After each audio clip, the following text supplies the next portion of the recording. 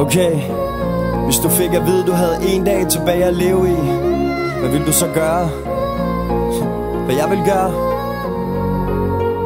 Jeg tror, jeg vil hæve lidt penge på min firmakonto, løb ned og shop den bil, jeg altid har tænkt på. Vink, når jeg så min nabo. Hallo, jo, bilen er ny og 24 tommer alu. Jeg vil have den pige, jeg elsker ved min side, køre ud mod vandet og ikke til noget forgivet. Jeg vil ringe til gamle venner og kærester og fortælle dem, at de har gjort mig til den jeg er. Kig mig i bagspejlet og sige, hey, det er godt nok. Sæde tilbage, vinduet ned og volumen op. Jeg vil give en fuck, hvorfor jeg var her. Bare smil og nyde af det var jeg.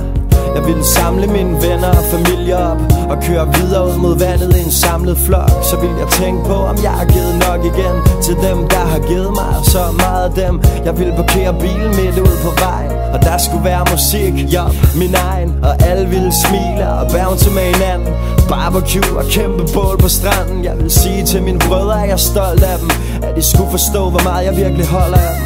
Jeg vil sige til min mor og far, jeg elsker dem, og spørge dem, om de ikke skulle prøve at finde sammen igen. Fortælle mine venner, at jeg tror på vores kærlighed er større, end man kan sætte ord på.